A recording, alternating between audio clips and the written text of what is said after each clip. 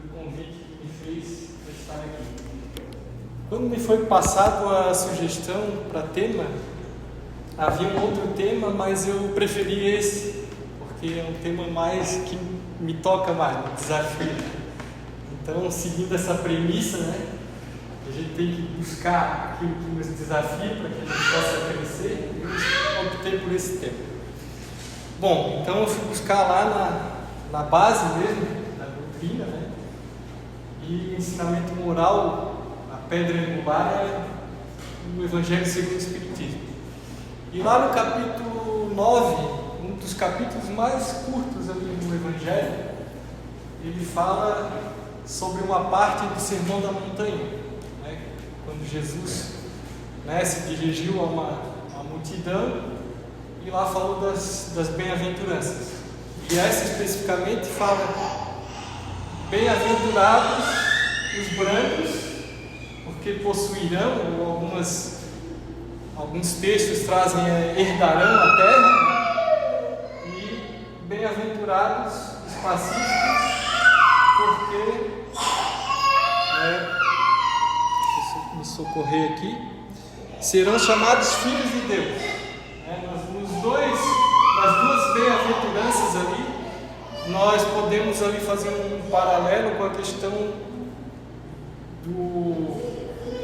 de herdar algo, No primeiro momento, herdando a terra, e nesse segundo momento ali, falando que os pacíficos serão chamados filhos de Deus, ou seja, herdeiros, herdeiros de Deus.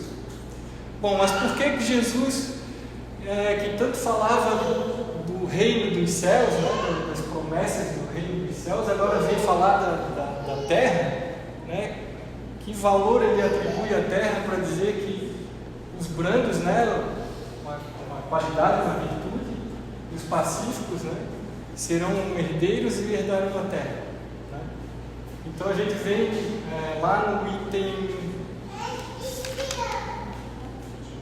item 5, está bem esclarecido, diz ali justamente que a terra é destinada a um período em que aqui estarão os pacíficos e os brandos, por ocasião do afastamento daqueles que ainda não compreendem, aqueles que ainda persistem na prática do mal. Então esse é o sentido, atribuindo o valor daqueles que vão permanecer na sua virtude, de pacífico, de branco, que acabarão tendo o merecimento de estar nessa terra nesse momento, não agora, nesse momento que a gente passa de tribulação e dificuldade, mas no momento em que a terra realmente será do convívio desses brandos e pacíficos. Então é por esse viés que é colocado, e que realmente a gente, para alcançar esse estágio, precisa ainda de uma vivência nessa terra de dificuldades, de tormentos. Então, existe uma máxima em latim, lá do século IV ou V, que diz: si vis pace para bellum, traduzido seria: se queres a paz, prepara-te para a guerra. Ela às vezes é tomada num sentido pervertido, imaginando que eu, para alcançar a paz, eu vou ter que realmente entrar numa guerra, vou ter que me armar. Não é esse o sentido, Seria: se eu quero me tornar alguém pacífico, da paz, vive no estado de paz, eu preciso passar por certas batalhas, que vão me preparando para isso.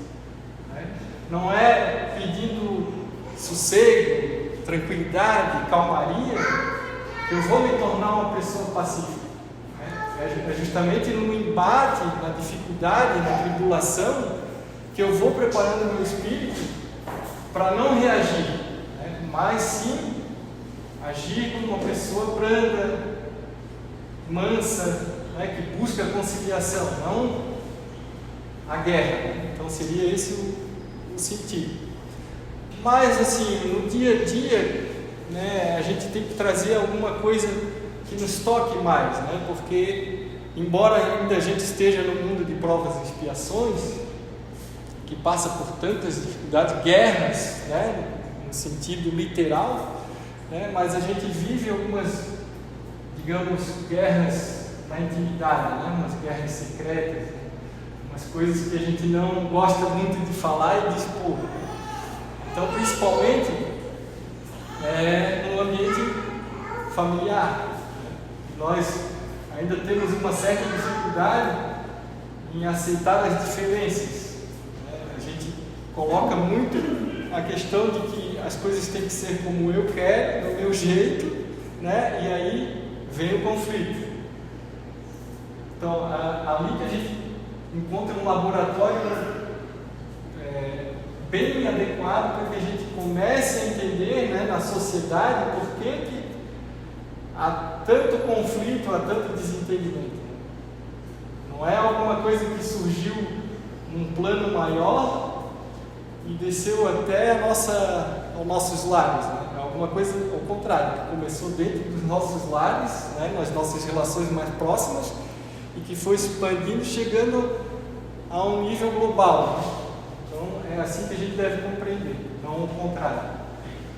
Mas, para tanto, nós devemos também buscar entender a reflexão, né, de como eu posso chegar a esse estado de paz, de brandura, de mansidão, né? Como é que eu posso? Já falei no início aqui que eu vou ter que passar por certas dificuldades, né? Não preciso ir ao encontro delas, né? Porque nós já estamos num mundo cheio de dificuldades. Mesmo assim, às vezes nós nos pegamos no comportamento de ir atrás, né? Em busca de coisas que não são necessárias para nós. A esse aprimoramento. Primeiro, eu vejo que há muita dificuldade em se aceitar uma opinião contrária. As pessoas têm uma dificuldade de aceitar, né, aquilo que é diferente, né, um pensamento diferente, sem ter que ser ofensivo, sem ter que ser grosseiro, né, sem ter que mostrar contrariedade, né, mas buscar um diálogo, buscar uma construção. Hoje eu vejo que isso é um desafio bastante grande. E nós vamos entender lá no item, bem no início, né, Kardec aqui ele utilizou basicamente o capítulo 5 de Mateus, né? Foi uma compilação, né, no escrutínio de Kardec, que trouxe as instruções dos Espíritos logo após, mas ele utilizou ali o capítulo 5, né, eu já falei das duas bem-aventuranças, e no capítulo 5 ainda, os versículos 21 e 22, ele traz uma passagem ali de Jesus, né, expondo que foi dito aos antigos, né, que aquele que matar merecerá condenação pelo juízo. Bom, isso já na época de Jesus já era bem entendido. Hoje também é entendido assim, né? Então, no grau mais alto de violência que alguém chega a matar o seu semelhante, né, sofre uma condenação pelo próprio juízo aqui da terra, né, que também, né, a justiça divina, né, tem as suas consequências. Mas ele foi além, dizendo, ele acrescentou uma fala dele próprio, né, que não era uma fala dos antigos, essa que acabei de dizer. Mas ele acrescentava uma outra fala, dizendo que aquele que pronunciasse um termo hebraico, raka, que queria dizer o quê? Um homem, uma pessoa que não valia nada. Ali está explicado que nesse termo era falado cuspindo e virando a cabeça. Uma maneira bem ofensiva de se dirigir a alguma pessoa. Que esse também, aí a consequência, né, que Jesus coloca, mereceria ser condenado pelo conselho, né, por um tribunal, digamos assim. E também ele depois acrescenta que aquele que chamasse o seu irmão, né, dissesse és louco, também mereceria o fogo do inferno. Então são figuras assim, imagens bem fortes realmente para provocar uma reação forte. Então isso aí nos mostra que não só essa violência que merece essa condenação, né? A violência de chegar a tirar a vida de uma outra pessoa, mas essa violência que a gente infelizmente acaba incorrendo alguma vez ou outra, que é de ser grosseiro, é de dizer uma palavra deselegante para alguém, ser descortês.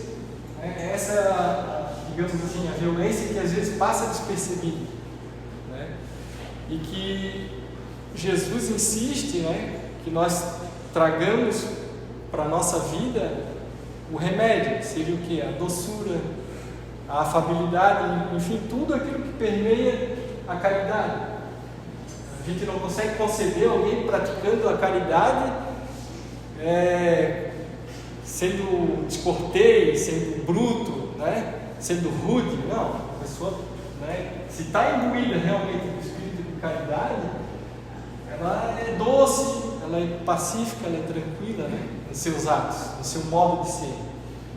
Então isso é um desafio no momento que a gente é tocado nas nossas contrariedades, né, naquilo que a gente tem por mais sagrado, né, que realmente nós trazemos como algo intocável, que ninguém pode dizer ao contrário, né, para nós, e a gente no momento ali acaba explodindo, né, tendo uma reação mal educada, né, assim, sendo bem complacente, né? Às vezes tem situações realmente que a gente, por exemplo, um exemplo mais banal, né?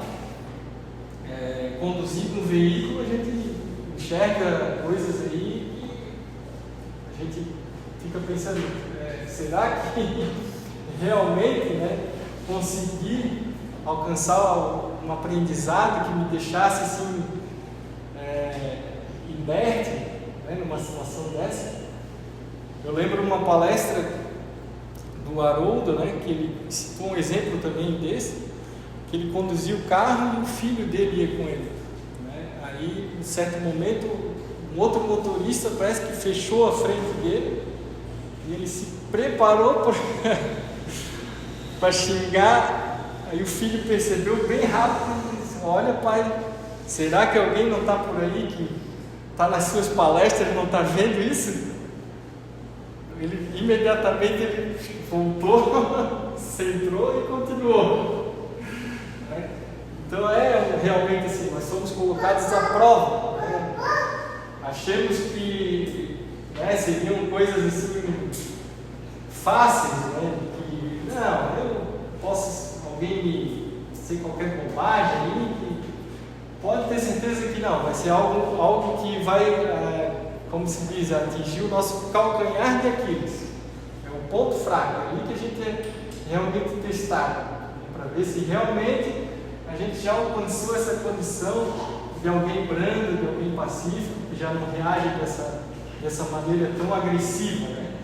A gente hoje, infelizmente, acaba cedendo a esses impulsos, né?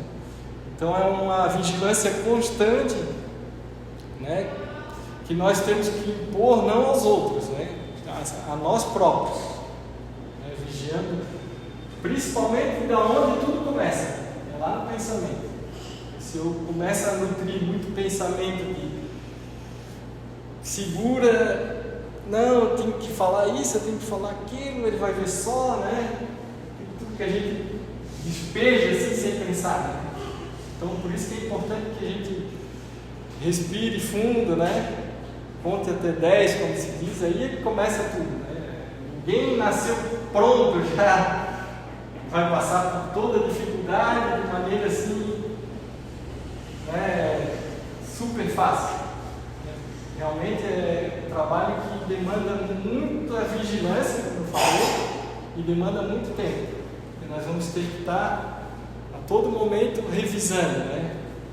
E aí vai até aquela recomendação de Santo Agostinho, que dizia para que quando a gente, ao final do dia, né, no momento de oração, passasse em revista todo o nosso dia, né? Olhando desde o amanhecer, do momento que a gente acordou, até aquele momento, né? cada ação nossa e refletindo realmente no que eu errei, o que eu podia fazer mais, de que maneira eu poderia agir melhor, e isso deve ser colocado para todos os dias. A gente no próximo dia já amanheça com o nosso pensamento já com aquele ímpeto, de tentar se melhorar, buscar essa condição melhor. E também, a seguir aqui, eu me fixei nos primeiros itens aqui, e na primeira instrução dos Espíritos aqui, que fala da afabilidade e da doçura. Como eu disse ali, são realmente os remédios, que a gente vai buscar para evitar tudo isso, esse tempero, esse dissabor que a gente tem, de repente, foi falado aqui na mensagem do início, a questão do inimigo, do adversário, que a gente se contrapõe e às vezes pensa que está numa batalha realmente que a gente tem que superar aquela pessoa, a gente tem que vencer aquela pessoa. Não, a gente tem que vencer a si mesmo. Nossa grande batalha é contra o nosso próprio eu, aquele que ainda carrega essas imperfeições, essas condições que a gente quer se livrar delas, quer deixá-las para trás. Porém, aqui nesse item ele chama a atenção para algo bem interessante, dizendo que essas duas condições, essas duas virtudes, a afabilidade e a doçura, muitas vezes a gente percebe ela apenas como um verniz, ou seja, uma camada muito fininha que qualquer intempérie ali acaba descascando, tirando aquilo ali. Então, na sociedade, no convívio, a gente acaba tendo esse comportamento e verificando, a gente espelha isso, acaba vendo no outro, aquilo que a gente é. Então, vê que às vezes aquela questão toda de tratar o outro bem, de palavras doces, agradáveis, aquilo ali não carrega nada de verdadeiro, é simplesmente uma representação. Então ele chama a atenção que a gente deve realmente ser verdadeiro naquilo que a gente expressa. Se a gente realmente pratica isso, que seja de uma maneira natural, espontânea, não simplesmente para cumprir alguma condição social, algum evento, a gente vai se comportar daquela maneira ali. Não, mas que a gente busque trazer isso consigo a todo momento, e é perceptível isso. Ele diz até na questão do ambiente da família, quando pessoas que usam da sua posição dentro de casa, para impor aos outros seus orgulhos, as suas vaidades, e quando em sociedade não tem essa coragem, digamos assim, essa audácia, porque eles seriam afrontados. Então acabam fazendo-se, como diz ali o termo, até de tiranos domésticos. Dentro de casa se comportam como verdadeiros tiranos. Então é interessante a gente perceber isso no nosso próprio comportamento, Às vezes a gente lá fora, com uma pessoa estranha, trata assim de uma maneira tão boa, tão agradável, mas quando é para algum parente, algum familiar, a gente acaba sendo rude. Então, por que eu me comporto assim, com alguém que eu deveria, pelo laço de proximidade, ter mais cuidado, ter mais carinho, e agora com um estranho me comporto dessa maneira. Então, fica essa reflexão, porque ele diz ali, às vezes com aquele lá que eu não conheço, não tenho intimidade, é fácil, eu me comportar, eu representar, como ele disse, aquele verniz ali, mas com quem realmente eu convivo todos os dias, que eu acabo passando por situações ali mais difíceis, eu tomo essa liberdade de ser mal educado, né? Falar alto, né? Ser deselegante, humilhar essa pessoa. Então é necessário que a gente vá colocando todos esses pontos aí para a nossa própria reflexão, buscar compreender, né? Por que eu tomo esse tipo de atitude, né? E de repente lá onde eu deveria estar praticando isso, né, que é na minha família, né, no conselho familiar, eu não faço isso, não aproveito essa situação, né, essa escola mesmo, né, para que eu possa me aperfeiçoar, né, para que meu comportamento lá fora seja autêntico, né, não seja alguma coisa que simplesmente é para não me trazer desconforto, é para eu ficar numa posição mais confortável. Então, é interessante a gente buscar todo dia, né, fazer esse tipo de reflexão, né, para que entenda que realmente essa condição da mudança planetária, né, que aqui vão ficar realmente os brandos e pacíficos, não vai acontecer assim de uma maneira mágica, né, do dia para a noite. Vai ser necessário que realmente o número de brandos e pacíficos ele cresça, né, ele seja expressivo, ele consiga, né, ser alguma coisa que faça a diferença. Por enquanto, né, como é dito aqui no mesmo item que eu falei, no item 6 ali, se vê o que? Os fortes e os violentos, né, tomando para si o que eles bem entendem, né, mas chegará um ponto, né, que a Terra, a gente já está sentindo essa mudança, né, aos poucos ali, não, como eu falei, é uma coisa que é lenta e progressiva, né, mas que vai realmente aqui ser o local, né, de convivência dos brandos e pacíficos, porque aqui não vai ter mais espaço para aqueles que ainda querem a guerra, ainda querem a violência. Então esses não terão mais vez e voz, né, não será mais dessa forma que se conquistarão as coisas da terra, será através da cordialidade, da harmonia, da mansuetude, da doçura, tudo aquilo, os valores que Jesus tão bem enfatiza nesse ponto específico do Sermão da Montanha, né? Quando ele disse: bem-aventurados os brandos, porque herdarão a terra, bem-aventurados os pacíficos, porque serão chamados filhos de Deus. Agradeço a todos pela atenção, pelas vibrações amorosas, desejando que tenhamos uma semana de muita paz e muito amor. Obrigado.